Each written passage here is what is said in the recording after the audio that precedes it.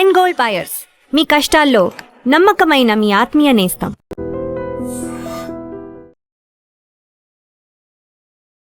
శ్రీమాత్రే నమః. శ్రీ గురుభ్యో నమః. మే 15 నుండి 31 వరకు ద్వాదశ రాశుల వారికి కూడా గోచార రీత్యా విద్యార్థులకు, గృహిణులకు, వ్యాపారస్తులకు, రైతులకు, రాజకీయ నాయకులకు, వృద్ధాప్యంలో ఉన్న వారికి విడివిడిగా ఎలా ఉండబోతుంది, ఏ గ్రహ సంచారం వల్ల వీరికి ఇబ్బంది కలుగుతుంది అనేటువంటి విషయాల్ని ఇప్పుడు మనం తెలుసుకుందాం. కర్కాటక రాశి వారికి సంబంధించి మే 15 నుండి 31 వరకు ఎలా ఉండబోతుంది అనేటువంటి విషయాన్ని ఇప్పుడు మనం తెలుసుకుందాం. కర్కాటక రాశి వారికి సంబంధించి విద్యార్థులకు గ్రహగతులు అనుకూలంగా ఉన్నాయి. చదువుపై ఆసక్తి పెరుగుతుంది. అష్టమ స్థానంలో ఉన్నటువంటి ఈ యొక్క గ్రహ సంచారాల వల్ల కాస్త ఒత్తిడికి లోనయ్యే అవకాశం ఉంది. ప్రణాళికాబద్ధంగా చదివితే మంచి ఫలితాలు లాభిస్తాయి. అలాగే ప్రతిరోజు ఉదయం సరస్వతి దేవి యొక్క పఠనం, వాగ్దేవ్యై నమః అన్నటువంటి పఠనం చేయడం వల్ల, అలాగే హయగ్రీవ స్వామిని ఆరాధించడం వల్ల శుభకరం. ఉద్యోగస్తులకు సంబంధించిన విషయానికి వస్తే మీ యొక్క నైపుణ్యానికి గుర్తింపు లభిస్తుంది. కానీ 10వ ఇంట్లో ఉన్నటువంటి గ్రహ సంచారాల వల్ల, అలాగే బుధగ్రహ సంచారం వల్ల అధికారంలో మాట్లాడేటప్పుడు జాగ్రత్త అవసరం. విదేశీ ప్రయాణాలు చేసేటువంటి వారికి సానుకూల సమయం. అలాగే శనివారం రోజున హనుమాన్ చాలీసా పఠించడం వల్ల వృత్తిపరమైనటువంటి ఆటంకాలు తొలగుతాయి. వైవాహిక జీవితంలో భార్యాభర్తల మధ్య కుటుంబంలో ప్రశాంతత లభించాలి అనంటే లాభస్థానంలో ఉన్నటువంటి శుక్రగ్రహ సంచారం వలన, అలాగే వ్యయస్థానంలో ఉన్నటువంటి శుక్ర గురుగ్రహ సంచారం వలన విలాసం కోసం డబ్బు ఖర్చు పెట్టే అవకాశం ఉంది. చిన్నపాటి మనస్పర్ధలు వచ్చినా వెంటనే సర్దుకుంటారు. అలాగే భాగస్వామి సహకారం వల్ల అన్ని వేళలు కూడా వీరు ఆనందంగా ఉంటారు. శుక్రవారం రోజున లక్ష్మీ అష్టోత్తరం చదవడం వల్ల, లేదా అమ్మవారికి ఎర్రటి పుష్పములతో పూజ చేయడం చాలా మంచిది అన్యోన్య దాంపత్యానికి. వివాహం కోసం ఎదురు చూసేటువంటి వారికి సంబంధించి గురుబలం అనేటువంటిది అంత అనుకూలంగా లేనప్పటికీ వీరు గ్రహ సంచారంలో ఎన్నో రకాలైనటువంటి పరిస్థితులు, మార్పులు, గతంలో గురు అనుకూలంగా ఉన్న సమయంలో చేసినటువంటి పనుల వల్ల సంబంధాలు నిశ్చయమయ్యేటువంటి అవకాశం బలంగా ఉంది. అయితే గురువు సంచారంలో మార్పు అనేటువంటిది తర్వాతి నెలలో వస్తున్న కారణం చేత స్నేహితులు, బంధువులు మధ్యవర్తిత్వం చేసేటువంటి అవకాశం ఉంది. మంగళవారం సుబ్రహ్మణ్యేశ్వర స్వామి దర్శనం, లలితా సహస్రనామ పారాయణం అత్యంత శ్రేష్టమైనటువంటి పనులు.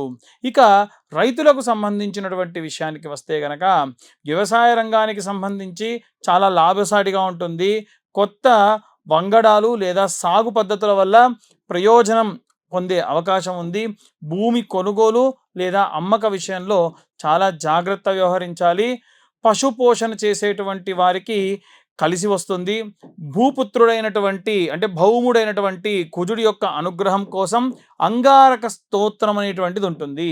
ఈ యొక్క అంగారక స్తోత్రము చదవడం, పఠించడం మంచిది. ఎందుకు అనంటే ఈ యొక్క కర్కాటక రాశి వారికి సంబంధించి లాభస్థానంలో కుజుడు సంచారం చేస్తున్న కారణం చేత గృహిణులకు సంబంధించి ఇంట్లో శుభకార్యాలు జరగడం, వాటి పట్ల మంచి ఆసక్తి చూపుతారు. బంధుమిత్రులతో రాకతో ఇల్లంతా కూడా కోలాహలంగా ఉంటుంది. కాస్త రక్తపోటు లేదా ఉదర సంభావితమైనటువంటి దోషములు, ఇబ్బందులు వల్ల చిన్నపాటి ఆరోగ్య సమస్యలు రావచ్చు. విశ్రాంతి అవసరం. నిత్యం ఇంట్లో దీపారాధన చేయడం, లక్ష్మీదేవిని స్మరించడం వలన కుటుంబ సౌఖ్యం అనేటువంటిది కలుగుతుంది. రాజకీయ నాయకులు పరంగా చూసుకుంటే రాజకీయంగా మంచి పట్టు సాధిస్తారు. మీ యొక్క మాట తీరుపై ప్రజలు ఆకట్టుకునేటువంటి అవకాశం ఉంటుంది. అలాగే లాభస్థానమునందు సూర్యగ్రహ సంచారం వలన పదవి కోసం చేసే ప్రయత్నాలు ఫలిస్తాయి. అయితే ఇక్కడ మనకు 11వ స్థానంలో ఉన్న బుధాదిత్య యోగం వలన రహస్యంగా మీకు ఎవరైనా శత్రువులు మీ పట్ల ఉన్నా, మీ వెంటే ఉండి వెన్నుపోటు పొడిచేవాళ్ళ అట్టే మీరు తెలుసుకుంటారు. ఆదిత్య హృదయం పఠించడం వల్ల సమాజంలో కీర్తి ప్రతిష్టలు కూడా పెరుగుతాయి. మాస్ మీడియా, సినిమా రంగం, పేపర్ మీడియా, ప్రింట్ మీడియా వీటికి సంబంధించి మంచి సృజనాత్మకతకు తగినటువంటి ఫలితం కూడా లభిస్తుంది. కొత్త అవకాశాలు తలుపు తడతాయి. పబ్లిసిటీ మరియు సోషల్ మీడియా ద్వారా మంచి గుర్తింపు లభిస్తుంది. ఆర్థికంగా స్థిరత్వం కూడా పెరుగుతుంది. శుక్రుడి యొక్క అనుగ్రహం వలన, అంటే వ్యయస్థానంలో ఉన్నటువంటి శుక్రగ్రహ సంచారం వలన మహాలక్ష్మీదేవిని ఆరాధించడం మంచిది. అన్నపూర్ణాదేవి స్తోత్రం పఠించడం కూడా మంచిది. వృద్ధులకు సంబంధించినటువంటి విషయానికి వస్తే ఆధ్యాత్మిక యాత్రలు చేసే అవకాశం ఉంటుంది, మనస్సు ప్రశాంతంగా ఉంటుంది, పిల్లల యొక్క ఎదుగుదల చూసి సంతోషిస్తారు, మీ యొక్క మనవళ్ళు మనవరాళ్ళతో సమయం కూడా కేటాయిస్తారు. అలాగే పురుష సూక్తంతో గనక విష్ణువు యొక్క ఆలయంలో, వెంకటేశ్వర స్వామి దేవాలయంలో కానీ, రామాలయంలో కానీ, వైష్ణవాలయంలో ఎక్కడైనా అభిషేకం చేయించండి. అది కూడా గురువారం నాడు. శివ పంచాక్షరి మంత్రం రోజంతా కూడా పఠించడం విశేషమైనటువంటి శక్తినిస్తుంది. ఇప్పుడు మనకు ఈ గ్రహ సంచారంలో భాగంగా కొన్ని ప్రతికూల పరిస్థితులు వస్తున్నాయి. ఆ ప్రతికూల పరిస్థితులు తొలగాలి అని అంటే ఎలాంటి రెమెడీస్ తీసుకోవాలి, ఎలాంటి మంత్రం చదవాలి అనేటువంటి విషయాన్ని ఇప్పుడు మనం తెలుసుకుందాం. ఇప్పటి వరకు ఈ రాశి వారికి సంబంధించి ఉన్నటువంటి ప్రతికూల పరిస్థితులు, అనుకూల పరిస్థితులు చెప్పుకున్నాం. మరి ఏ రెమెడీస్ చేయాలి, విద్యార్థులు ఏం చేయాలి, గృహిణులు ఏం చేయాలి, ఇలా మనం ఒక్కొక్కల గురించి మాట్లాడదాం. విద్యార్థులు ముఖ్యంగా చేయాల్సిన పని ఏంటంటే రోజు బ్రహ్మీ ముహూర్తంలో లేండి. వీలైతే మీద దక్షిణామూర్తి స్తోత్రం ఒకరోజు, గణపతి స్తోత్రం ఒకరోజు, లేదా వీలైతే హయగ్రీవుడి యొక్క స్తోత్రం ఇలా 11 సార్లు చదవండి. మీరు ఉదయాన్నే గణపతి దగ్గర గరక తెచ్చి పెట్టుకోండి. బుధవారం కానీ లేకుంటే ఇంకే రోజులో అయినా సరే, ప్రతిరోజు చేసినా మంచిదే. గరక తెచ్చి దానికి కట్టలా కట్టి 11 కట్టలు కట్టి లేదా 21 కట్టలు కట్టి ద్వాదశనామ స్తోత్రం లేదా ఏకాదశ నామ స్తోత్రం ఏదైతే ఉంటుందో ఆ నామాలన్నీ కూడా చెబుతూ స్వామివారి పాదాల దగ్గర పెట్టండి, ఫోటో దగ్గర పెట్టండి. సంకష్టి హోమాలు జరిగినప్పుడు అమ్మగారికో నాన్నగారికో తీసుకెళ్ళి హోమంలో లేకుంటే పూర్ణాహుతిలో వేయమనండి, చాలా మంచిది. ఒకటి. రెండోది, ఉద్యోగస్తులు ఎవరైతే ఉన్నారో ఉద్యోగస్తులు వీలైతే శనగల దండని దత్తాత్రేయ స్వామి దేవాలయంలో కానీ దక్షిణామూర్తి దేవాలయాల్లో ఆయన మెడలో వేయించండి. అది కూడా గురువారం నాడు మంచి గురుబలం పెరుగుతుంది. ఉద్యోగస్తులకు కావాల్సింది అదే. వివాహం కోసం ఎదురు చూస్తున్న వాళ్ళు కూడా ఇదే చేయాలి. వీలైతే మీ అమ్మా నాన్నతో చేయించండి. వివాహం కోసం ఎదురు చూస్తున్న వాళ్ళు గురువారం రోజు ఉదయం 7:20 నానబెట్టిన శనగలతో కూర్చున్నటువంటి శనగల దండని.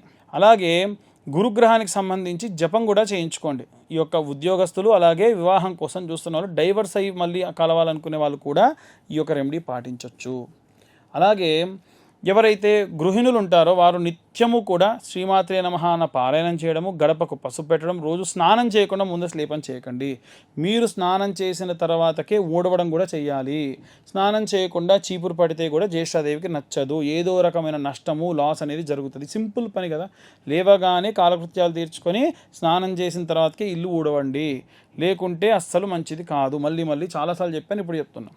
గడప పూజించుకోండి, గడప పసుపు పెట్టుకోండి, దేవుడి దగ్గర దీపారాధన చేయండి. భార్యాభర్తల మధ్యలో గొడవ ఉంటే భర్తతోని ఎంత గొడవ ఉన్నా సరే తీసుకొచ్చి సాయంత్రం సమయంలో దీపారాధన చేయండి. ఆవు నెయ్యితో కానీ, విప్ప నూనెతో కానీ, సంపెంగ నూనెతో కానీ ఎర్రటి ఒత్తులుగా చేసి, కుంకుమతో చేసినటువంటి ఎర్రటి ఒత్తులతో దీపారాధన చేస్తే మంచిది. అలాగే వ్యాపారస్తులు బుధవారం రోజు ఆవుకు గడ్డి, పచ్చి గడ్డి కనుక నైవేద్యంగా సమర్పించడం, అరటిపళ్ళు పెట్టడం, దాని ఆరోగ్యానికి సంబంధించిన వ్యాక్సిన్ వేయించడం కూడా చేస్తే ఉన్నత వ్యాపారాభివృద్ధి కలుగుతుంది.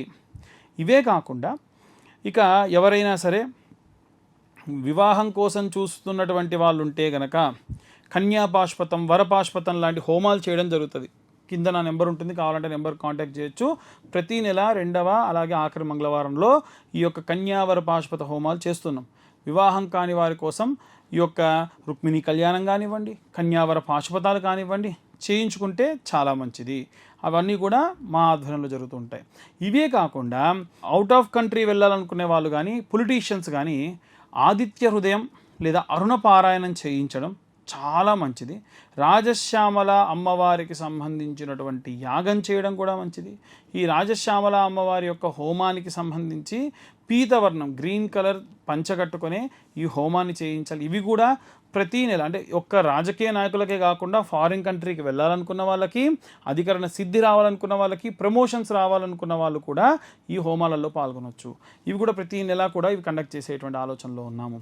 ఇలా మనకు ఉన్నటువంటి ఎన్నో రకాలైనటువంటి దోషభూయిష్టమైన పనులన్నీ కూడా మనం ఈ రెమెడీస్ ద్వారా తొలగించుకోవచ్చు. రైతులకు సంబంధించి, పొలాలకు సంబంధించి ఇబ్బంది పడుతున్న వాళ్ళు చాలామంది ఉన్నారు. సుబ్రహ్మణ్యేశ్వర స్వామికి కానీ, ఆంజనేయ స్వామికి కానీ అభిషేకం చేయించండి.